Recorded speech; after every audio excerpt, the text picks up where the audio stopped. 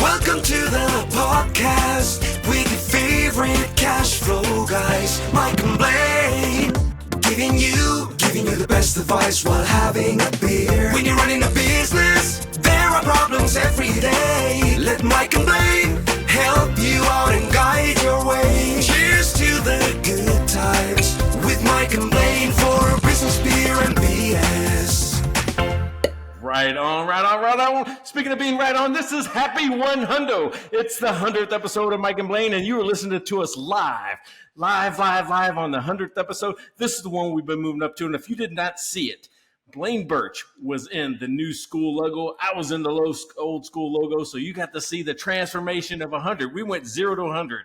There it is, Mike and Blaine. So I'm Mike Mylan, also known as Cash Flow Mike. That is my partner, Blaine Birch, the CEO and founder of Dry Run. What's up, man? Oh, man, this is super exciting. Of course, a little technical difficulty on number 100, but this is exciting, man. This number, you know what? It's such an epic one. I'm going to have to wear a helmet in this one, man. Like number 100, the big hundo. Does that have a light on it, or what is that? Like that spade? No, it's just a logo. Just a logo. Helmet. It looks like a neon light built in the helmet. Look like a neon light. So, man, we've been promoting this like crazy because numbers matter. That's what we're talking about. Numbers matter, and this is a mind-blowing number. 100 episodes. Not a lot of podcasts make it this far. They quit. They can't put through. They can't. Stick it out. They don't have the gumption. They don't have the drive that we do. But you made it, man, and I'm proud of you. I'm proud of you, man. Like, this is a huge one, 100. And, I know there's people out there that it's like, well, I did my 100th in like 4 weeks or whatever. But no, like, this is a big deal for us. Getting to 100. We got jobs, man. We got work to do. So this is a big deal, right? Yeah, that's right. People forget this is a hobby. Exactly. It's like, I only do this because I like talking to you. Very few people have I talked 100 times to. Exactly. Every week we get man, I can't believe we made it to the big 100, and we got merch, and we got producer Chad, and we got like us doing all kinds of cool stuff. We got a jingle. Look at how far we've come since episode 1. Dude, that's just outstanding. One of these days I'm gonna go back and listen to episode 1 because it's got to be terrible. Oh, I didn't even want to try it. I don't want to even try episode 1. I'm not even sure I want to do like episode 20 because I'm pretty sure it's not going to be great. Yeah, for those of people who've been kind of following us, this is actually season 3, right? And I don't think we hit our stride. I don't think we figured out who we were until season 3. Yeah, no, I don't think so either. It got progressively dumber. That's right. Hey, so you're drinking what you're drinking there? That's a heavy. That's a bunch. It's a thick one, and you know what? I was looking so hard to find like what beer is just so perfect for this episode. And then I bought a bunch, and I had a bunch to choose from, and I thought this is just absolutely the best. It's from Beere. The name of the brewery is called Beere in Vancouver. Collaboration with Brassneck, and it is called the Big Whoop. It is the Big Whoop. This is the Big Whoop. 100 Whoop, right? So I think you just opened up a can of whoop ass. Absolutely, man. This is a triple here. We got or is it a double? But yeah, can of whoop ass for the Big Whoop. So there you go, dude. I've got to tell you, I have a treat. I have got a beer that you will not believe. It is going to knock your socks off. First of all, you shouldn't be surprised that I have a sponsor. Oh, I know. It's got to be Dave or Pat. See, so you're not surprised. I'm not surprised. What he did this time is way over the top. He always, if you look, he sponsored the show several times, and he levels up every single time, just a little better. Remember, he even had cups made. He makes labels for his bottles. This guy, and this is probably his best beer he's ever made, right? Because I mentioned it to you the last time, which was an orange saison, right? It's got a blood orange tint through it and kind of thing through it, but it's an orange saison. But I'm going to show you the logo first.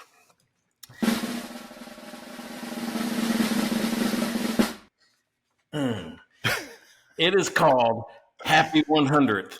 Orange you glad, you know neighbor Pat. Oh, that's beautiful. That's beautiful, Pat. That's Orange just you glad. that deserves 2 sound effects. Right? That's not all. It's not one beer. This is why I had to show you the logo that way, because he brought a growler.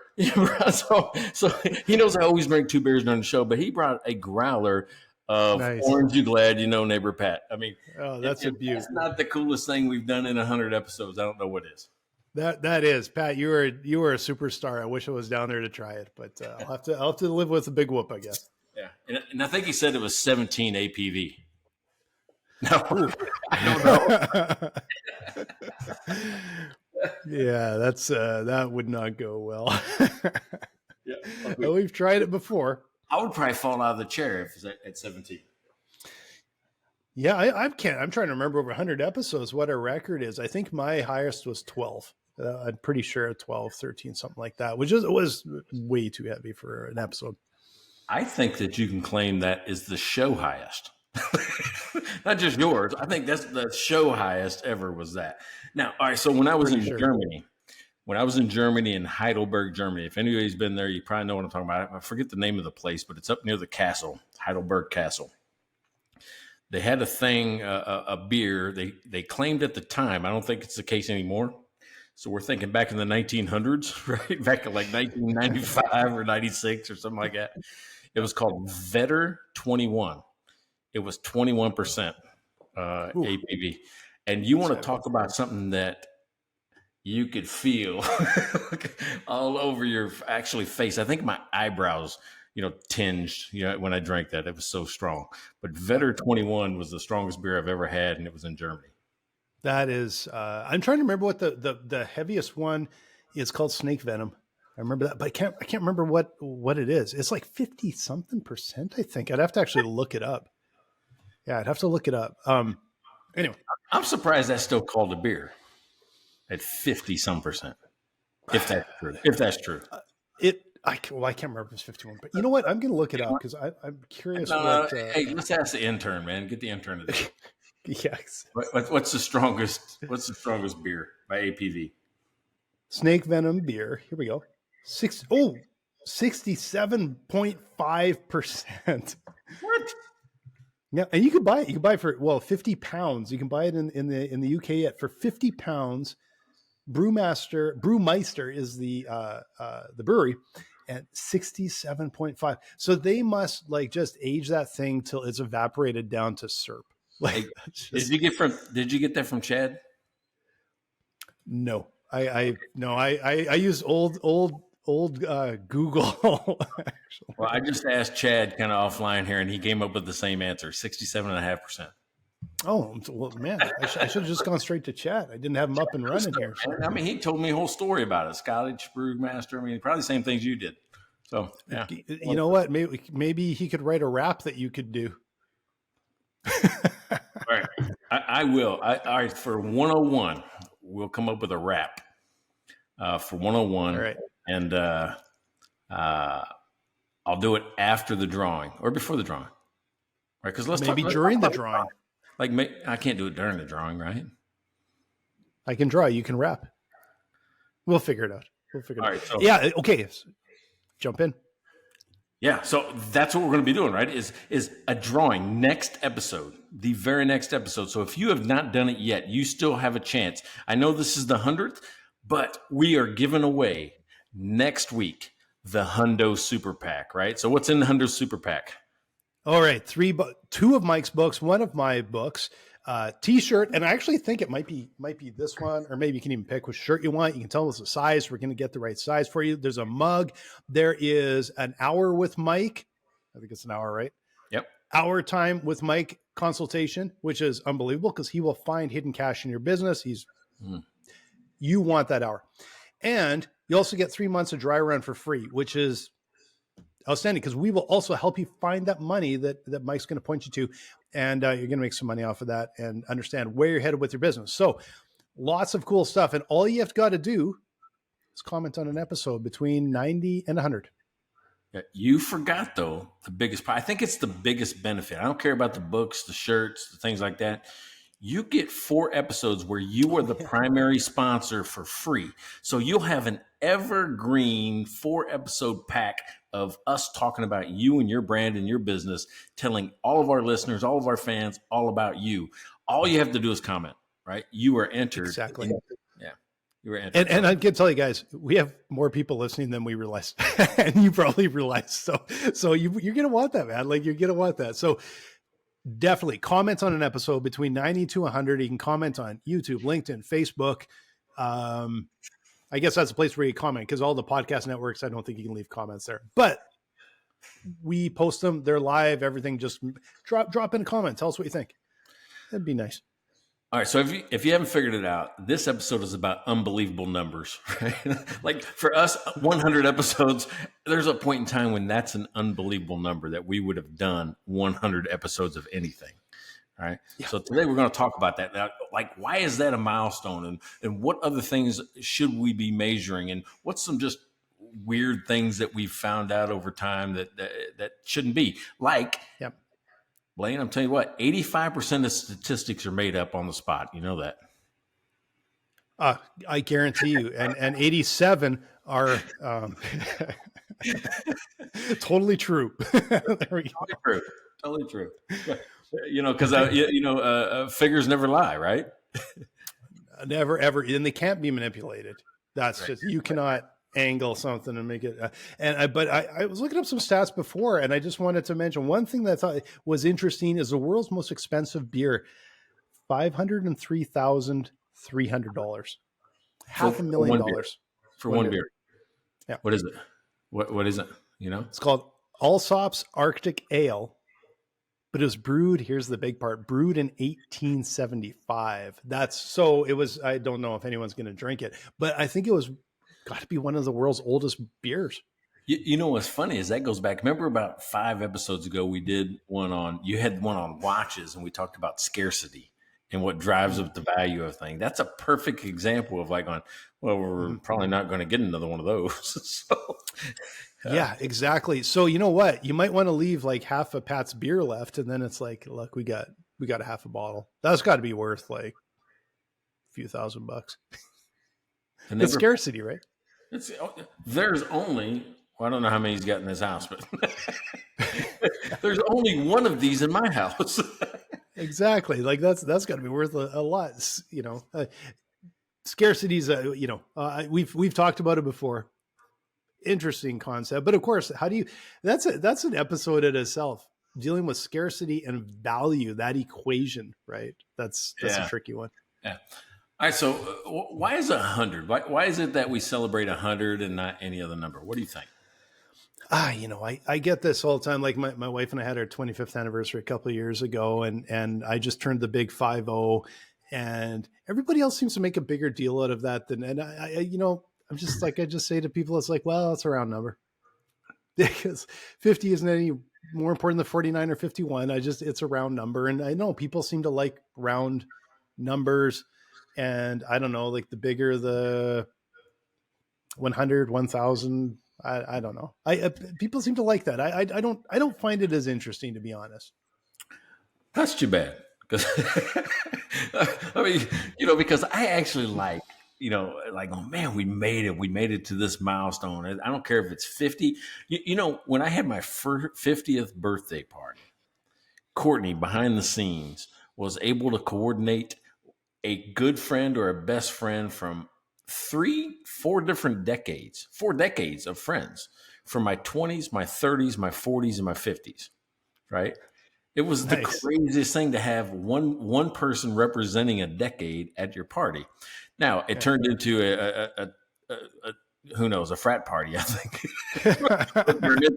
We called it the 50th frat party, right? Because she made a paddle, and instead of Greek letters, what she put on there was my initials in Greek letters, which kind of spell mom, believe it or not. It's like the mu, the M, and then it's the omega and the M again. So MWM is my initials.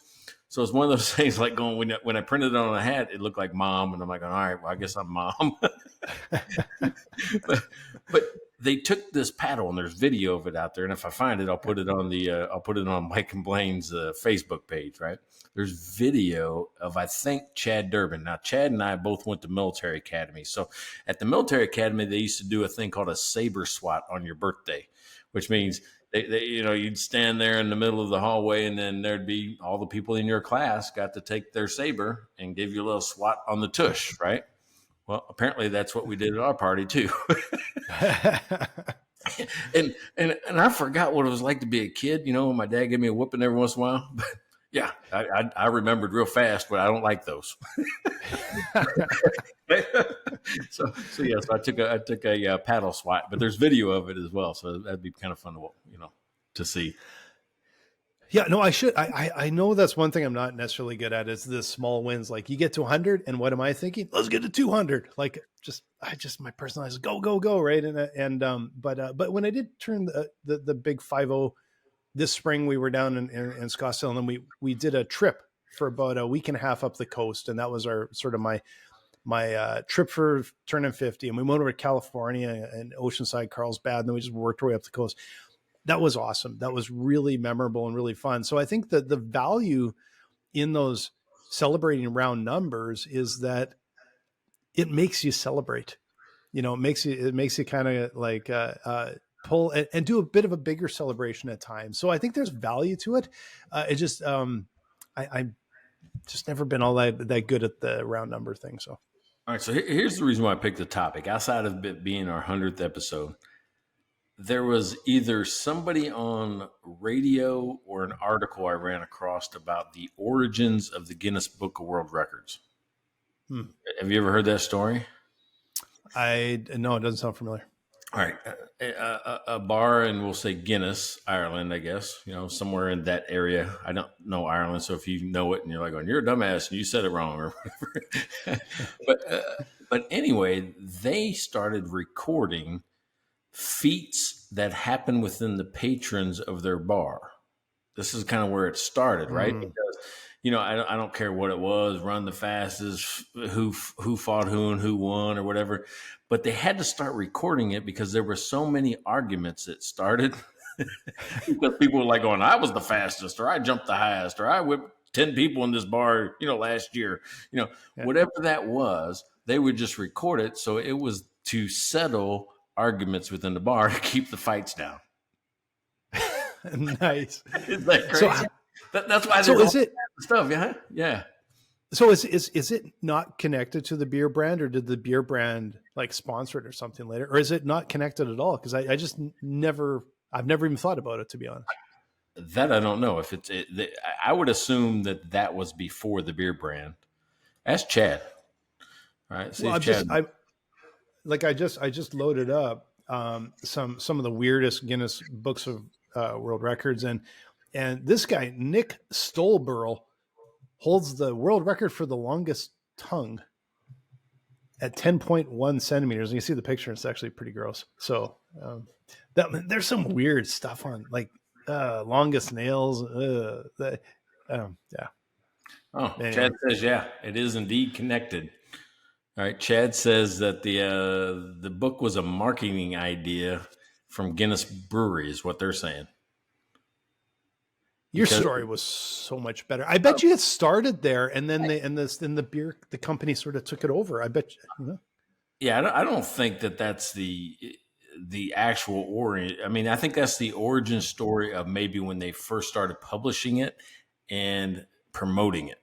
But I think that the origin was actually they had this book just in a bar of random facts of other things that people thought would be interesting or entertaining. Right. Yeah. So I looked up this thing. It was like the largest living organism on Earth. What do you think that is? The largest living organism on Earth. I think I might be completely wrong here. I think it's a tree, isn't it? It's not. It's a fungus in Oregon. And okay. It covers 2,385 acres. Right? Oh, okay. So think 2,000. Yeah. No, the largest tree, by the way, I can't remember what it was now. I thought I had it. The largest tree. I know the age of the oldest tree, but I don't know the largest tree. That'd be a good one to ask. I thought I remember reading an article one time about it, but it's not like a big tree. It's that it sprouts everywhere else, like it suckers everywhere, and this so technically it's this massive organism that's enormous, but it's kind of one tree. I could be completely wrong. We'll go with fungus. Well, hey, that's 2,000 acres. I don't think there's a tree that big. Right, but I don't know. No, I'm pretty sure there was something like that, just because it was all interconnected, like down at the root level. All right, so this said the largest one is, of course, it's called General Sherman in the Sequoia National Park, and it's 275 feet tall with a circumference of 103 feet. Yeah, no, this was not what I meant. I may be wrong. Completely wrong, but I just thought I remembered this tree that was all interconnected, or something that was interconnected like that. I don't think it was the fungus I was remembering, but who knows? What do I know about? Oh, here, largest organisms. The largest, okay, now according to Wikipedia, largest organism in the world according to mass is the aspen tree. Colonies of clones can grow up to 8 kilometers long. So yeah, I think they grow in, but it's not as big as your 2,000 whatever. So acres. Right? Acres. It's a big ass fungus. So I did run across an interesting business thing, right? So during the pandemic, online shopping increased 110%. Mm-hmm. And I don't know that we went back. Did you ever go back? No, not at all. I suspect there was a small reversal, but it may have even been overcome again by now just by growth on online sales. But no, I know we bought a lot online before pandemic, and then it just went bonkers. And now it's like, we barely go into bricks and mortar ever for anything. Just don't even think about it. Yeah, what's funny is I'm kind of back to doing that. I kind of like going in the store anymore. I still kind of like going in, poking around, wasting time. Yeah, I did a quick dash over to Home Depot yesterday, so I guess I had to pick up a light bulb. So that was, but it is pretty rare for me, to be honest. Like, you know, my favorite time to go to Home Depot is when nobody's with me, because I can just cruise through at my own pace. Nobody's like going, "Come on, we got to get home. We got to get to dinner. I'm hungry." There's nobody, talking to me about the pace. And I like to look at shit. I just like to look at stuff, and and I got the most random tools and weird stuff in my workshop. Then I'm like going, "Oh, I might need that." And sure enough, something happens within the next few months where I'm like going, "See, I knew I was going to need that somehow." I got this little air jack. It's like an air pillow, right? Okay. And it's the size of, we'll say, a mouse pad. Okay. But I hung those doors over here, and that's hard to do by yourself. They're 8-foot doors, 8 foot tall. It's hard to do by yourself. So I was able to hold one side up with this air jack. I just slid it in because it's flat.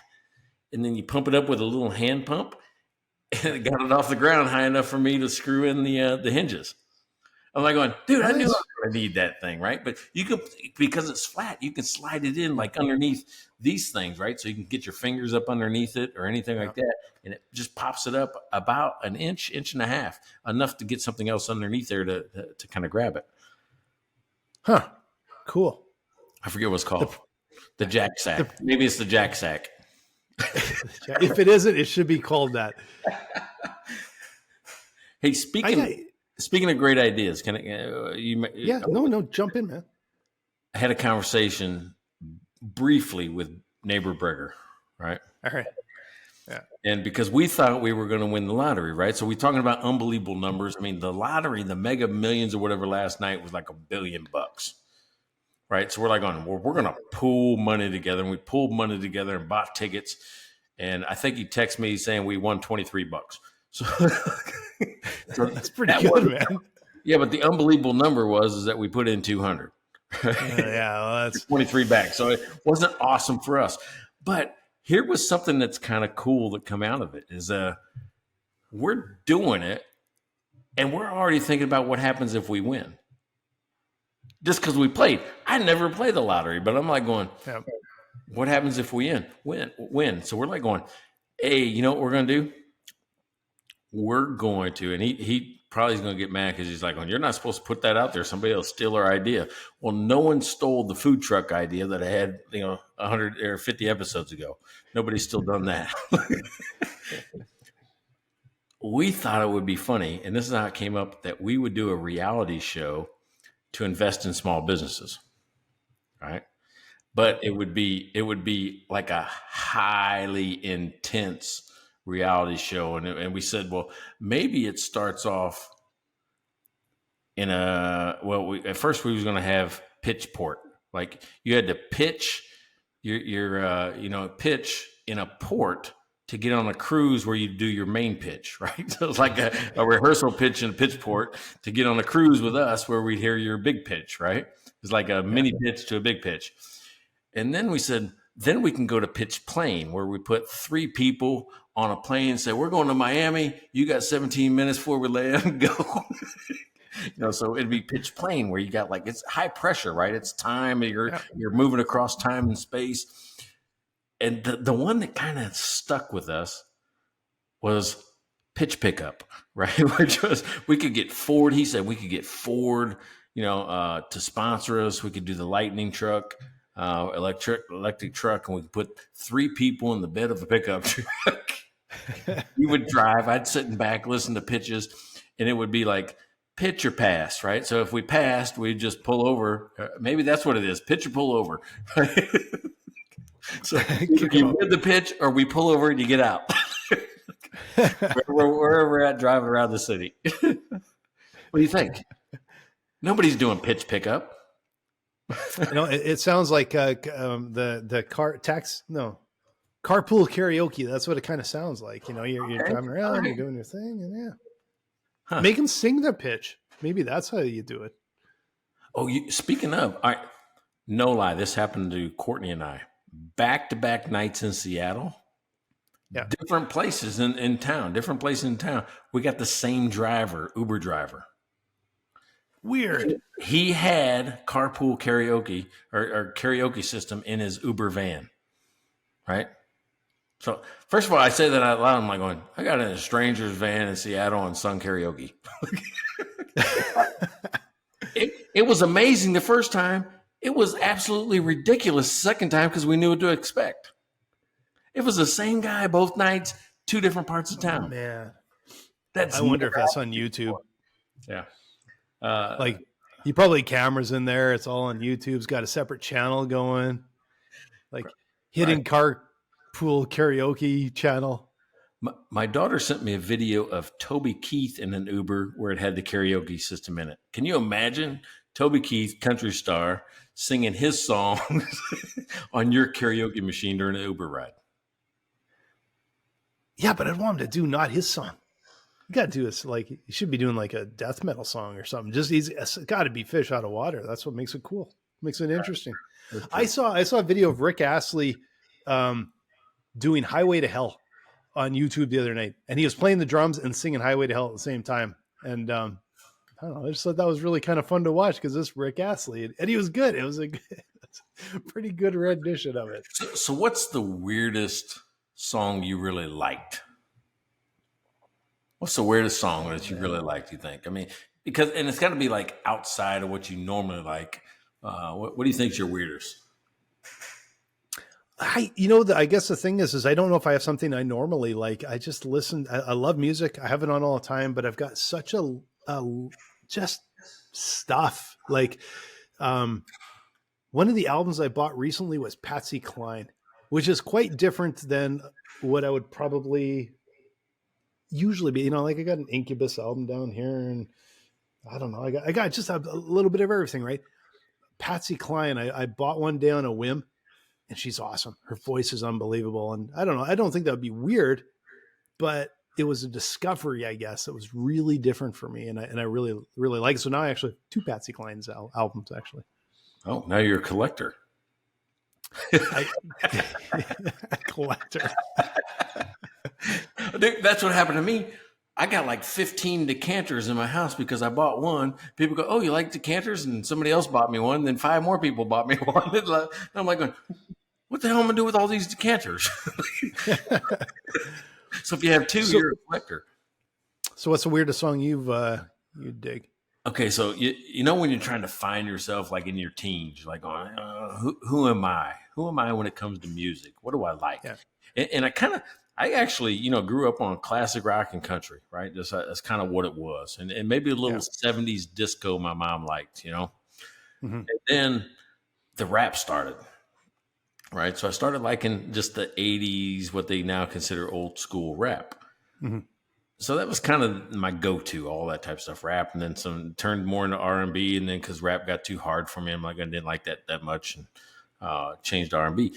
But during that time, I ran across, I don't even know how the hell I got this tape, but it was this Russian punk rock group called Sig Sputnik, right? Nice. And they had this song or album called Massive Retaliation. And I don't know what it was, but it just like pumped me up. Like, oh shit! I'm excited. I'm pumped up. I'm fired up. It was just one of those things that get me pumped up. And the main chorus of the song was "Shut up, shut up." Really angry kid, but I liked it. But that's not how the song started out. What made me like it to begin with was like an old carnival barker. Right. And it goes, come on down and buy a Sputnik. We got miles and miles of Sputnik. They're friendly. They're cheap. They taste good because a Sputnik a day keeps the doctor away. And that's how the song starts off. And then somebody goes, shut up. I'm like, oh my God, this is the best thing ever. And every once in a while, I make like one of my kids listen to it. Like, you got to hear this song. It's going to be the greatest thing ever for you. They don't get it though. Like my Spotify's got a whole channel on punk and a whole channel on blues and a whole channel on my country channel is called Not Country because I don't like new country. That's one thing I don't like. I don't know, new top 40 country. But man, I got just about everything. I've got a hairband channel, which I just absolutely love. And then I've got ones with like electronic music. I love the Justice. And there's one song that I found that it was hilarious. Is That's Not My Name I think it's the Ting Tings. And it is just not something I would normally listen to, but I think it's just so catchy. It's just like the catchiest song. I think it's a European band. I think it's quite hilarious, actually. Hey, speaking of things that are catchy, doesn't Dry Run got a commercial or a jingle or something going on right now that's catchy? Man. Is it my turn on the big hundo? Maybe we'll both have to roll one out on this one. You get the hundo. I get the hundo. Well, and we'll do a little. It's the hundo. We'll sneak in something for you because I'm gonna do it really tight. I'm gonna do it really tight and tiny here. So yeah, Dry Run, of course, co-founder, CEO at Dry Run. Dry Run's gonna help you look into the future. And I'll tell you, if you are a business and you know who you are, if you have lumpy cash flow, if your sales are just peaks and valleys, you're gonna come talk with us because we will show you where you can visualize 20% of your revenue getting flushed at the bottom of your business. And the only way to get that 20% back is to see it coming and address it beforehand. And we're going to show you that. So from cash management all the way through to scenario modeling and forecasting, we're going to show you all the stuff that you need to know to make the best decisions for your business so that you're managing it right and you're growing your business. So come and talk with us, dryrun.com. Love to chat with you.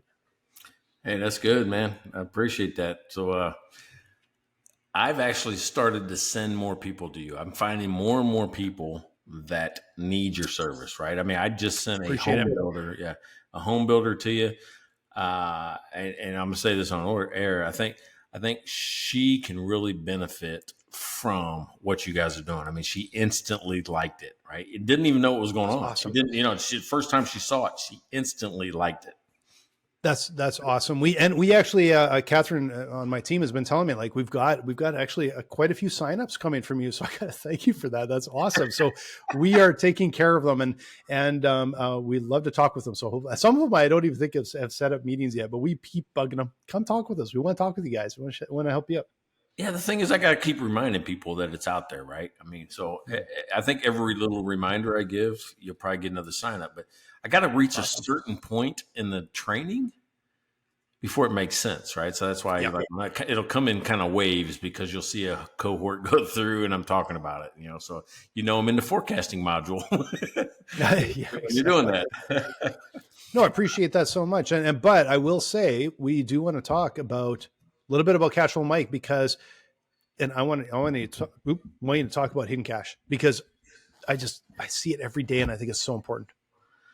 Yeah, I've got to tell you what, I developed a technique called mining your business for hidden cash, right? Cash Flow Mike is part of my Clear Path to Cash training program. And it is 6 calculations that look at cash conversion activities and cash generating activities. So think how much your money comes into your business and how fast it moves through. And I see this every day. Matter of fact, my contractor did the pool. I just saw him today and he's having that problem. I'm like going, why didn't you ask me for help? I mean, I can help. I mean, now that I know there's a problem, I'm going to be chasing him down, like going, yeah, stop stressing. Stop losing sleep because you're not being able to make payments and wondering what's going to happen next. I've got something I can show you where the problem is. You can set up a plan to do it. Matter of fact, I got a new thing, Blaine. I've got a $59 a month weekly, it's a monthly subscription, but you get a half hour with me in a group every week. So 2 hours in a group coaching, learning my stuff. So if you just want to dip your toe into learning what this stuff is and learning a skill, $59 a month, you waste that on all kinds of different things. Yeah. Come coffee every week. Come learn a skill. Come ask me the question, put it in front of me. I guarantee you're going to walk away with more than $59 a month worth of hidden cash. Right? That's guaranteed. Yeah, there's no bullshit with this, guys. We see it every day. We talk with our customers. We see, like, we've run algorithms. Like, we know how much money people are losing, on average 21%. So come and talk with us, come and talk with Mike, or comment on an episode. And guess what? You get entered in a draw and you get to talk with Mike and get 3 months on dry run, and you get to talk with us during that 3 months too. So, but let's circle back. Yeah, let's talk about some business numbers. Like, what's a number? Because I always like to have my team or my company or myself focused on something. What's a number that you're focused on right now that drives your business? We want blah. What is it? Yeah, I'm going to sort of expand that a little bit, because like, I've got another book coming out very soon, but the whole book is about there's a million different KPIs and metrics, but you got it for this. It's not something that's going to stick with you every week, every month, every year. It's going to start to change of what you need to focus on that week, that month. And, but it's important to know what those things are, what those key numbers are that, like you said, you go over those 6 numbers where they're lost. There's all sorts of metrics that you can look at. Like for us, we're generally always looking at the numbers that we're sort of looking at for growth, tends to be a combination of sort of leads through to conversion and price. And those are some of the things that are always top of mind with us, getting sort of enough leads in, but the quality leads that they convert at a high enough rate, and the price point and how that all works out. But every business, like, you can't track everything. You can't do 50 KPIs and crap. You got to go, like, what's your 3 that matter right now? Right. Yeah. And I'll tell you, the 2 that matter to me the most right now, there's 2, right? The first one is cost per lead, right? So if I'm doing any advertising, it's what does it cost me to get a lead? And I built a table, right? A table that tells me what decisions to make. And I teach this in the Pathfinder course, but right now I'll just tell you the answer, right? Anytime I get leads that are under $10, I poured fire on that, right? I'm like, oh, that ad works, right? Because everybody that clicks, it costs me less than $10 for their email address and them to engage somehow.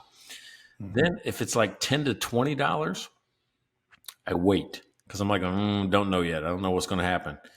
If it gets to $20 to $30, I'll change one thing on the ad. I don't care if it's the text or the picture. I'll just change one thing and see what happens. Once it gets over $30 a lead for me, I kill the ad. Right. That's after, now 8 months of just looking at this since I started doing this full time. That's kind of the numbers that I'm looking for. So that's one, is cost per lead. Yep. The next one I look at, believe it or not, is the number of people that join Facebook after they download the free ebook. it was a weird correlation, right? That popped up. You're like, going, wait a second. The people that I don't know that download the ebook and then they got this drip campaign, or I've got a drip campaign where it says, hey, if you like this and you want to learn more, there's more resources for free in the Facebook group. When they join the Facebook group or ask to join, those two actions together help me get about 80% of my paying customers. Nice. Right?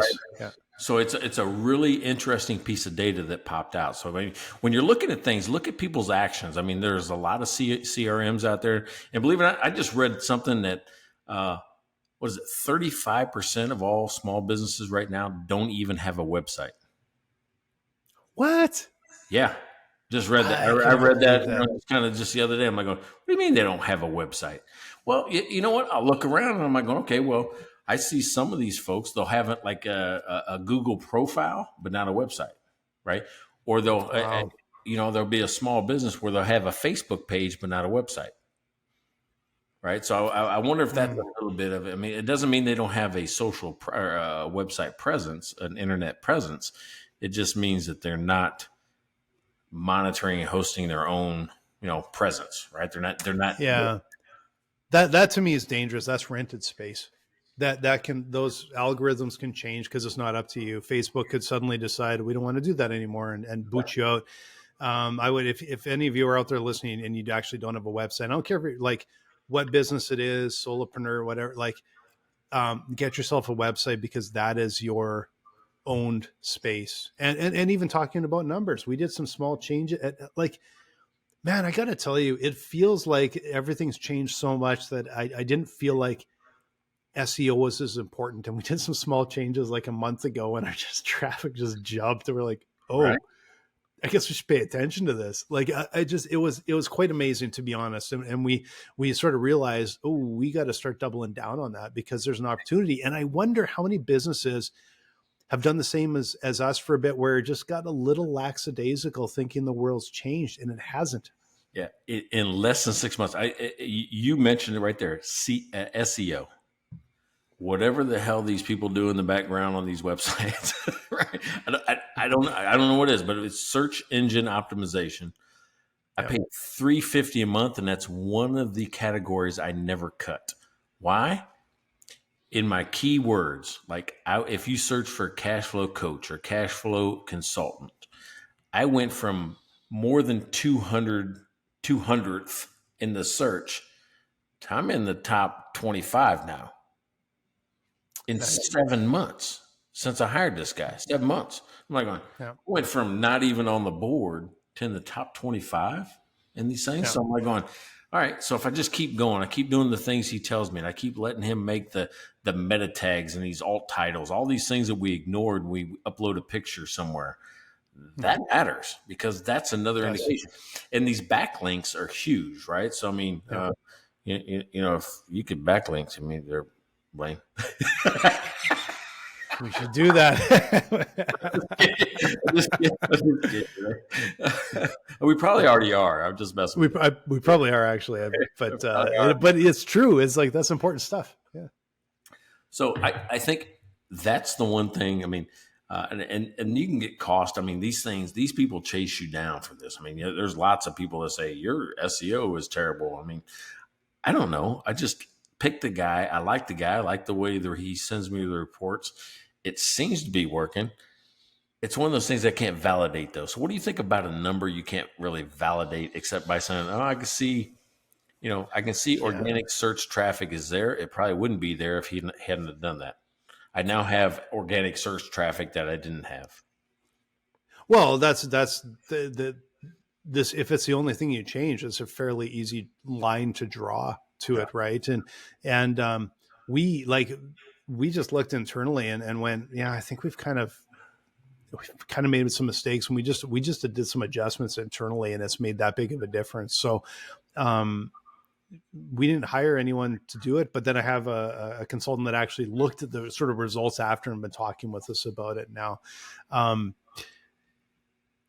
was shocked at the impact, to be completely honest. And now it's like, oh, we better take it a little more seriously. But we did simple things ourselves. Like we just paid a little bit of attention, went in and did some changes. Like you said, those meta descriptions, meta tags, titles, word on page, all that stuff that it seemed like it felt to me like, yeah, that worked 10 years ago, but everything's, Google won't reward you for that now. And then you find out, actually they do.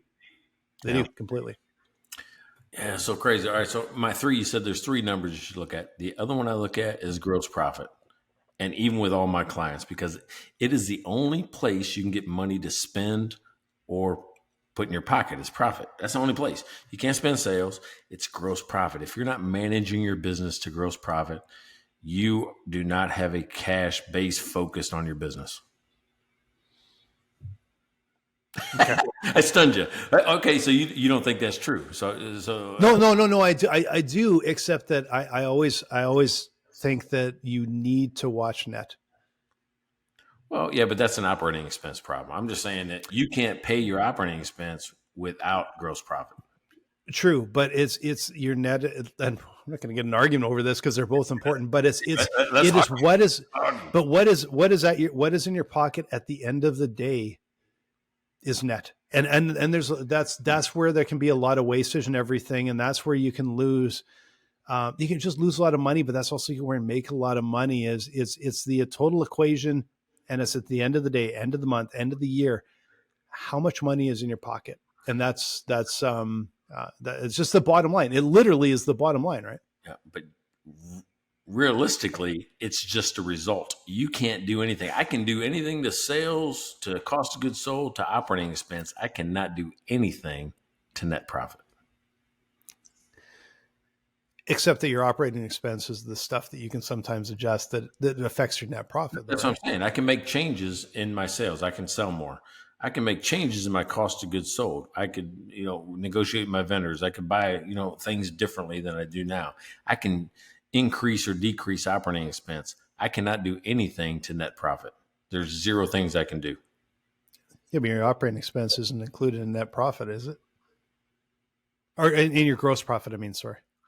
That's what I'm saying. I have to change. I can only change 3 things: sales, cost of goods sold, or operating expense.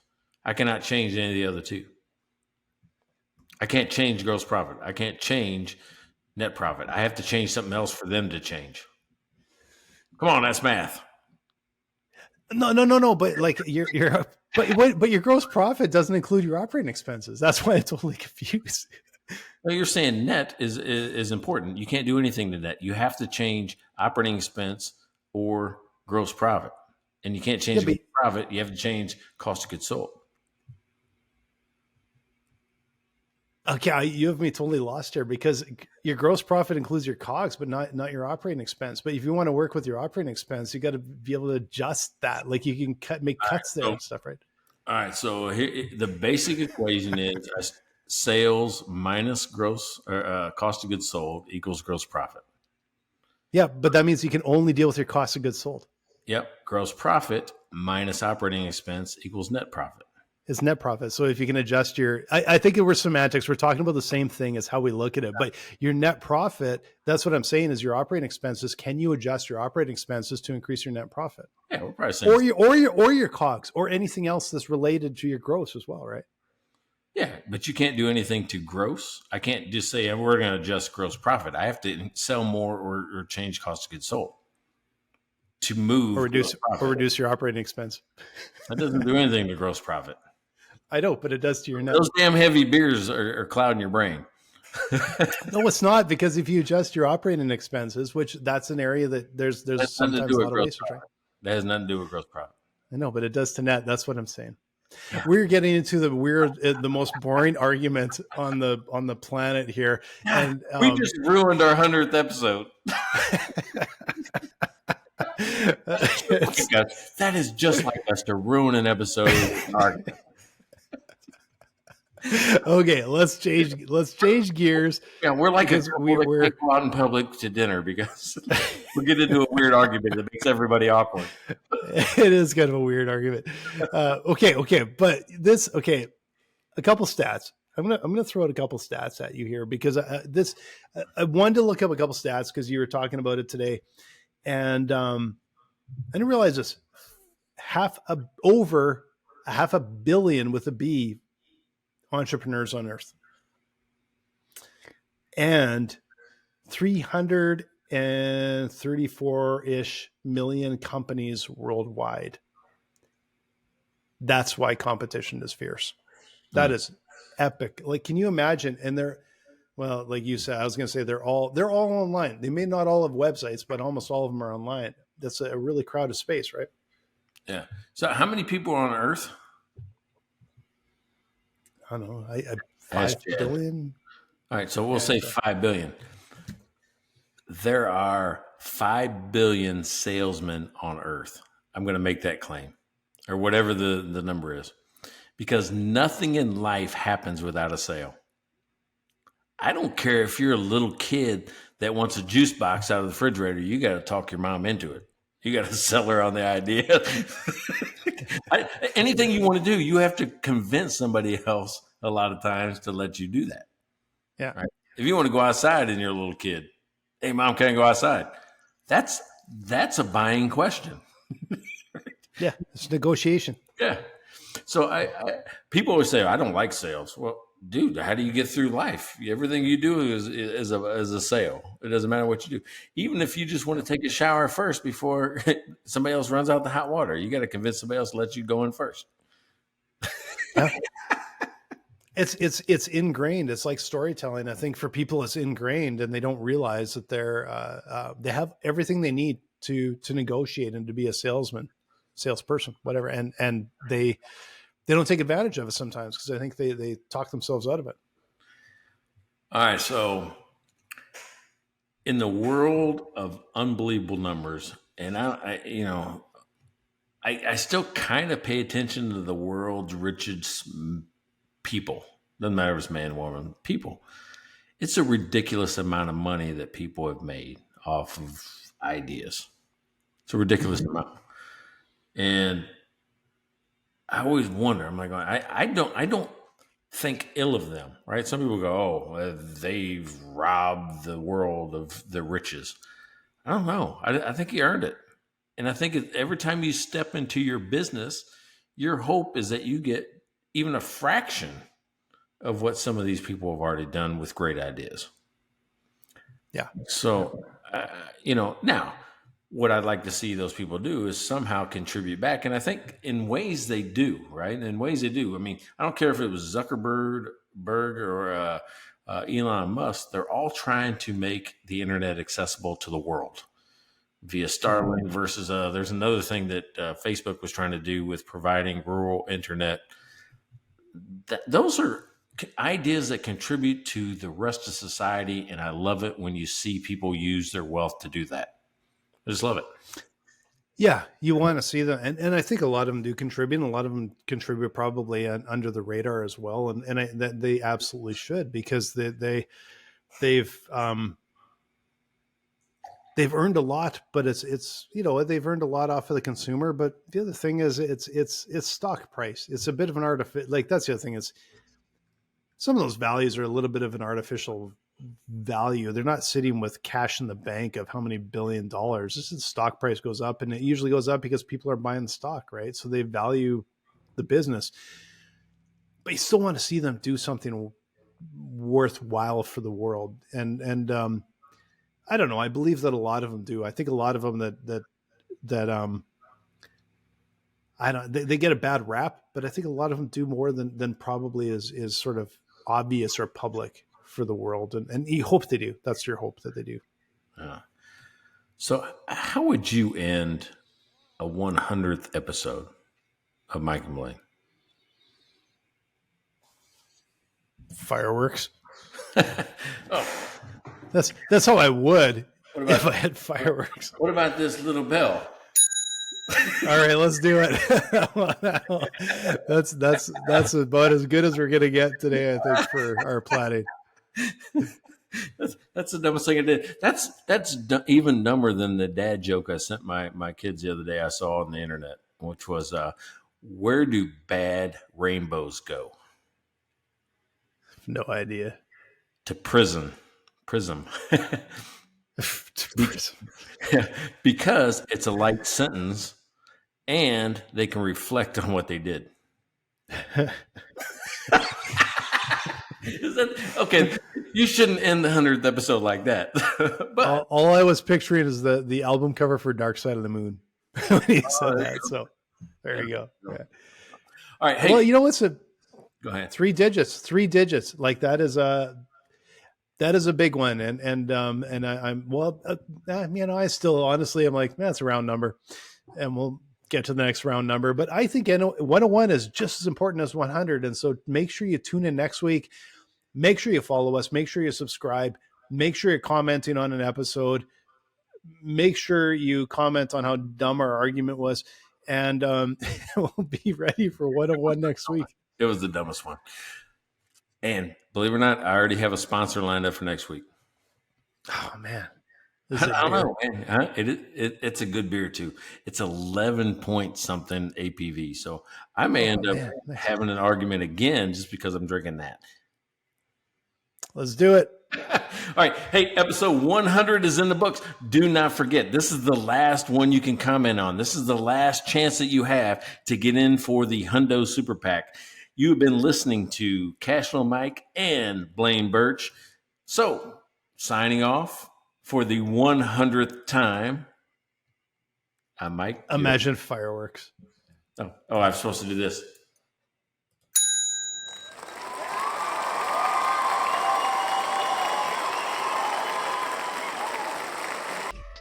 Check out their website at mikeandblaine.com.